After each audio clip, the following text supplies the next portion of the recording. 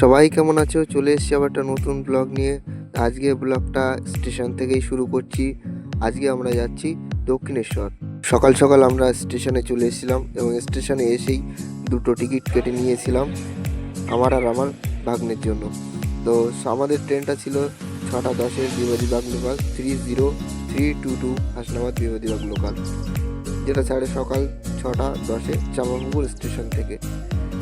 তো ট্রেনতে উঠতেই আমাদের ট্রেনটা ছেড়ে দিল ঠিক টাইম মতো। তো এই ট্রেন ধরে আমরা নামবো হচ্ছে দমদম জংশন স্টেশন। স্টেশন থেকে নেবে আমরা ট্রেনে যাব না, আমরা যাব মেট্রোতে। A few moments later. Finally আমরা চলে আসলাম দমদম জংশন স্টেশনে। আমাদের ট্রেনটা দাঁড়িয়েছে 5 নম্বর প্ল্যাটফর্মে।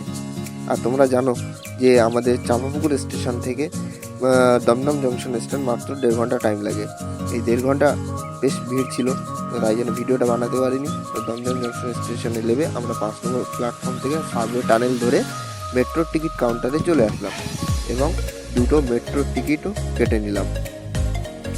তো এবছর নতুন টিকিট দেখলাম কিউআর কোডে স্ক্যান দিয়ে টিকিট মেট্রোর। তো টিকিটটা কাটার পরে আমরা দুজনেই চলে গেলাম মেট্রো 1 নম্বর প্ল্যাটফর্মের দিকে। যে কবি সুভাষ যাওয়ার জন্য মেট্রোটা রেডি হয়ে আছে। হাই করতে হাই গাইস।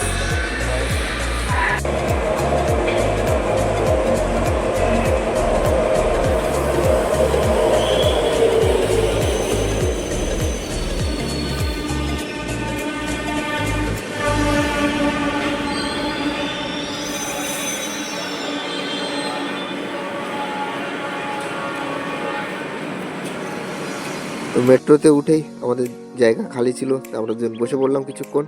তো আমরা যাব নোয়াপাড়া, বরাহনগর, তারপর দক্ষিণেশ্বর। এই দুটো স্টেশন যেতে সময় নিয়েছে মাত্র 20 মিনিট। মাঝখানে একটু সিগন্যাল লস্ট হয়ে গেছিলো বলে দাঁড়িয়ে গেছিলো। তো মেট্রো স্টেশন থেকে বেরিয়েই আমরা রানী রাসমণি স্কাই ওয়াক ধরে মন্দিরের দিকে যাব।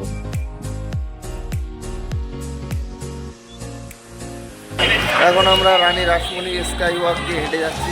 এখান থেকেই দক্ষিণেশ্বর মন্দির যাওয়ার একটা শর্টকাট রাস্তা। অনেকদিন ধরেই এটা তৈরি হয়েছে, যখনই আসে এখান থেকে খুব সুন্দর লাগে। এই স্কাই ওয়াকের মাঝখান বরাবর যে দোকানগুলো আছে এখান থেকে তোমরা ডালা নিয়ে মন্দিরে পুজো দিতে পারো। তো আমরা গেটের কাছে এসে গেছি, লিফট করে নিচে নামছি চলন্ত সিঁড়ি থেকে। এই যে মন্দিরের গেটের সামনে আমরা চলে আসলাম। খুব সুন্দর এই গেটটা। আর আজকের এই দিনটা খুবই স্পেশাল, তার কারণ হচ্ছে আজকে অমাবস্যার একটা ভালো দিন আছে। এই দিনটায় স্নান করে পুজো দিলে খুব ভালো হয়, কারণ অনেকেই আছে এই অমাবস্যার দিনটায় পুজো দিয়ে পুণ্য লাভ করে। এই দিনটা অনেক দিন আগে আমরা ডিসাইড করে রেখেছিলাম।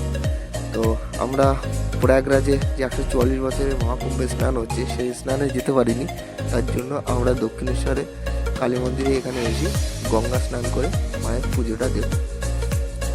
তা বেশ ভালোই ওয়েদারে এবং সুন্দর সুন্দর ফুল ফুটে আছে চারিদিকে, এবং নদীর এই সাইডটায় বেশ ভালোই সাজানো গোছানো আছে, ভালো সুন্দর সুন্দর ফুল ফুটে আছে চারিদিকে। আর আজকে তেমন ভিড়ও বেশি ছিল না। আমরা মনে করেছিলাম যে আজকের দিনটায় ব্যাপক ভিড় হবে, কিন্তু ভিড় তেমন ছিল না। প্রথমে এই ধারে এই ঘাটটায় চলে আসলাম, দেখলাম অনেকেই স্নান সেরে নিয়ে পুজো দেওয়ার জন্য রেডি হচ্ছে। তো আমরা দেরি না করে আরেকটি ঘাটের দিকে চলে আসলাম, কারণ এই ঘাটটা প্রচণ্ড ভিড় ছিল। তো আমরা সেই ঘাটের দিকেই যাচ্ছি। মন্দিরের সাইডে যে ঘাটটা রয়েছে সেই ঘাটের দিকটায় যাচ্ছি, যে দিকটা বালি ব্রিজ রয়েছে। তো এখান থেকে বালি ব্রিজটা বেশ ভালোই লাগছে, হালকা হালকা কুয়াশাও আছে। তাই আর দেরি না করে এই ভিড়ের ফাঁকে আমরা দুজন মিলে স্নানটা সেরে নিলাম, কারণ দুজন তো একসঙ্গে যেতে পারবো না, তাই এক এক করে স্নানটা করছি। আমাদের চান টান করা কমপ্লিট। এবার আমরা যাচ্ছি ডালাভোগ নিতে পুজো দেওয়ার জন্য। যারা এখান থেকে ডালা নেবে তারা সব এখান থেকে ঢুকে মার্কেটিং করে করে নিয়ে ঢুকবে। আমরা ডালাটা নিয়ে নিয়েছি, এবার মায়ের পুরো পুজো দিতে যাবো। অনেকেই জানে যে মন্দিরের ভিতরে ফোন ব্যাগ অ্যালাউ নেই, তোমরা ব্যাগ ফোন জমা রেখে তারপর মন্দিরে এন্ট্রি করবে। A few moments later. Finally আমাদের পুজো দেওয়া কমপ্লিট হয়ে গিয়েছে। এবার আমরা গঙ্গার ঘাটের দিকে যাব, একটু গঙ্গা জল নেবো বাড়ির জন্য। গঙ্গা জলের পাত্র নিয়ে এসেছি। তো গঙ্গার ঘাটে গিয়ে জলটা ভরে নিলাম, তারপর বেশ কিছুক্ষণ দাঁড়িয়ে থাকলাম এখানে। গঙ্গা স্নান সবাই করছে, তারপরে মন্দির এই সাইডটায় চলে আসলাম, যে সাইডটা পার্কিং আছে, একটা পুকুর আছে। এখান থেকে মায়ের মন্দিরটাও বেশ ভালোভাবে দেখা যায়, খুব সুন্দর জায়গা। আমাদের সব কিছু কমপ্লিট হয়ে গেছে, এবার আমরা বাড়ির দিকে যাব। আর মন্দির চত্বরেই আছি, এখান থেকে সোজা মেট্রো ধরবো, মেট্রো ধরে দমদম স্টেশন থেকে ট্রেন ধরে সোজা বাড়ি। বাড়ি যাওয়ার পথে যে দোকানগুলো পড়ে স্কাই ওয়াকে, সেই দোকান থেকে তোমরা বাড়ির জন্য অনেক রকমের জিনিস এখানে কম দামে ভালো ভালো জিনিস তোমরা বাড়ির জন্য নিয়ে যেতে পারবে।